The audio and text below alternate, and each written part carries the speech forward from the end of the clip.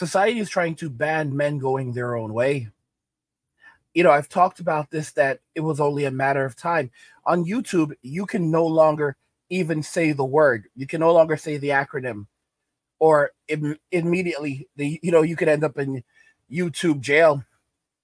This is the reality of it right now. It has been banned on the platform, and people need to wake up and realize that it's not going to get any better. I was looking at a video that is from NBC, and it's a conference that was held where they're discussing male loneliness and how to deal with it. And of course, it has a woman and a group of simps, and they immediately start going after MGTOW, and they are saying that these men are not real men. And what this is essentially trying to do is it's trying to get men back to the plantation. It's saying that they're saying that men who are, focusing on themselves, who are individualistic, who are saying that society does not like them, so they're leaving. These are not real men. Being a man is about serving others and doing for others, not so much for yourself. This is insane. Basically, the Sims are there trying to drag men back, and some of these men are in positions of power. All right, look at what's happening in Australia, where they've created a new position for a person to change men's behavior, and a ministry for changing men's behavior in Australia. This is what's happening around us right now. And now they're coming after the MGTOWs, because the MGTOWs are separatists. And this is why I said MWA is so important, because MWAs are individuals. MWAs aren't separatists. MWAs are just doing what works best for them. They are men with attitudes. They are men with alternatives. They are men each individually doing what works for them on an individual basis. And no two situations are exactly alike. So there's no unity. There are some men who will call each other brother, but this is not a brotherhood. The philosophy and movement is just men walking away on their own terms, and doing what works for them, walking away from what's not working and choosing their best alternatives. Let's go ahead and jump right into the video. I'll link you to their channel, NBC, so you can go and check out their other bodies of work.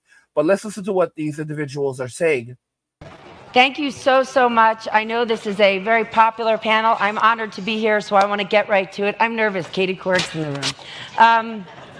Thank you so much. I think this is the most important topic, and we have such a special panel. Michael Stratmanis is with us from the Obama Foundation. Richard Reeves is here, president of the American Institute for Boys and Men, and future Good night, everybody. I already screwed up. Governor of Maryland, Wes Moore. Before we start, I want to have this conversation with the understanding that this is a safe space, and not a safe space in that we're going to make sure we don't hurt anybody's feelings. A safe space in that we can say real, honest, practical things that could offend someone, because we all have the collective goal of making sure our boys aren't just okay, but they're thriving. I want to interrupt. I usually don't interrupt, but I want you guys to notice very quickly that when you have a safe space for women, it's a place where women will not be criticized and they will be allowed to speak about their experiences. When you have a safe space for men, it's a place where men need to shut up and listen, and it's safe for people to criticize them. Okay?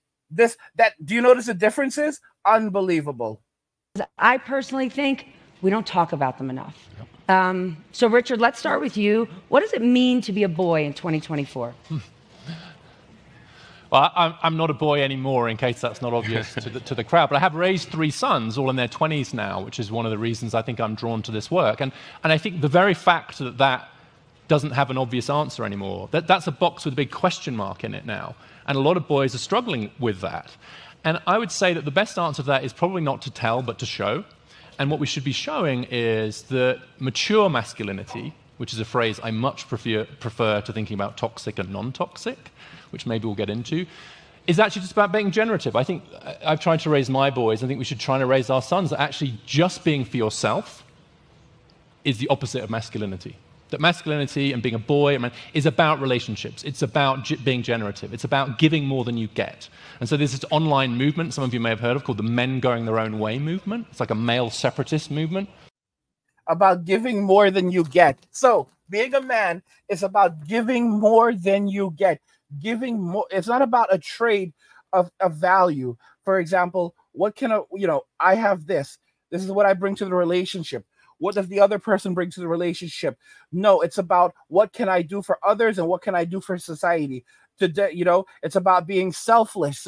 It's about prioritizing the needs of others over yourself, even though no one else is going to take care of you other than you. Guys, do you hear the psychotic message that these people are putting out? All right.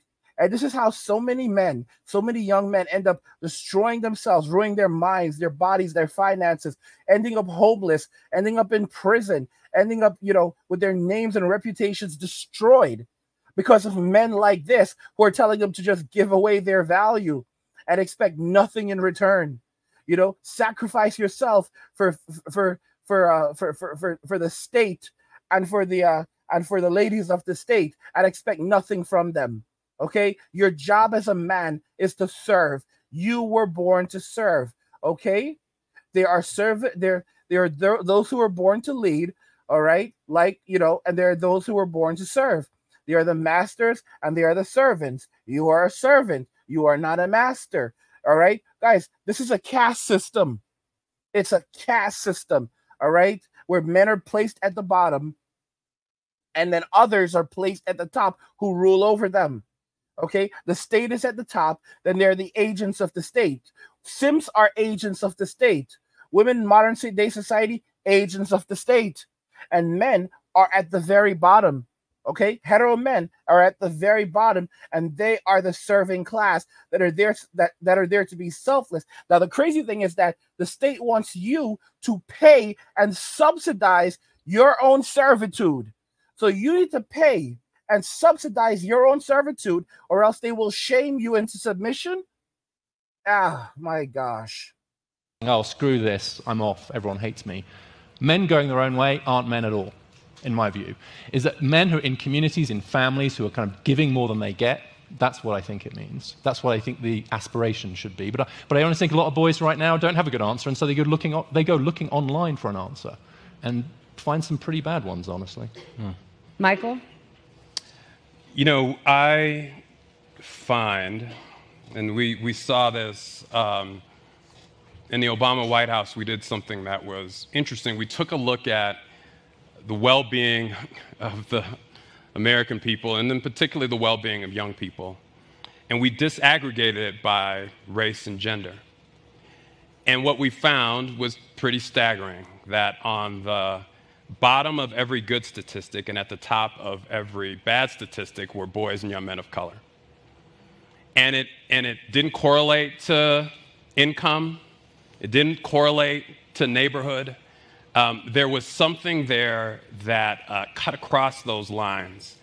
And what we found is that our young men, and particularly our young boys, particularly of color, and this happens in Indian country, this happens in Black and Latino communities with Asian communities, find themselves in communities that are not designed to support them at a very young age. Just one thing that we found that makes a huge difference, and I wonder if you saw this. We'll skip you, so you didn't grow up here. If you, Governor Moore, how many male teachers of color you had in your school?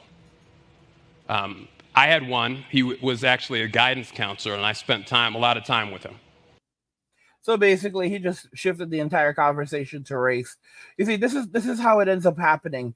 They don't care about men. They don't care. It's literally all about special interest groups. Me. What can you give me? What can you do for me? All right, men, you need to serve us. Men, you need to listen. Men, you are, if you could be the problem or part of the solution, but right now you are the problem. This is all they're doing, and they think that they're going to trick men and boys into falling in line. Here's the thing: they've done studies where they take where they take chimps, they take monkeys, and they put them in cages, and they give one monkey. They have them perform a certain task, both perform a certain task, and then they reward them unequally. So the monkeys will be conditioned to, let's say they pull a lever, and when they pull the lever, they will get food. They'll each get food. But then at some point, they stop giving, they stop rewarding the monkey that pulls the lever with food, one monkey that pulls the lever with food, and then the other one starts getting special treatment when they pull the lever. So the monkey goes and pulls the lever, performing the task, doesn't get food. The other monkey goes, pull the lever, gets food. All right. And then you know what ends up happening? The monkey that doesn't get the food but is performing the same task because the social contract has now been broken. All right. The unspoken social construct was created, and then it was instantly broken. And the other monkey was then given special treatment. What happens? The monkey that is not being treated fairly goes absolutely insane. What society is trying to do is brainwash young men and to get them to believe, get them to accept that they are servants, they will obey, and they will go and create value for the state with create value for the state and pay for basically pay for their own servitude, and be gaslit left and right. No one in their right mind is going to do something like this. The Sims are just agents of the state. This is how they survive, and they think that they're going to condition people to like something out of Animal Farm. Even on Animal Farm, they eventually realized, like, this is horrible. Look how miserable we are. Look at our pain and suffering. You're crazy. You're not suffering. This is not suffering. You are fortunate to be here. You are lucky to be here. Okay?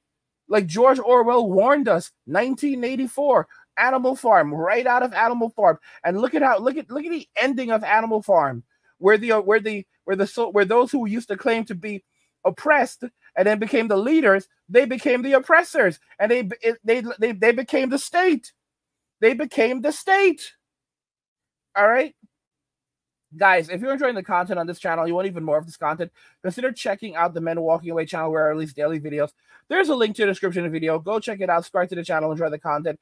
Guys, what do you think regarding all of this? Society is trying to ban men going their own way. Let me know your thoughts, and we'll talk about it in the comments. Like the video if you like it. Don't forget to subscribe. And if you like the video, share the video. And just remember that all roads lead to MWA, Men Walking Away. And share.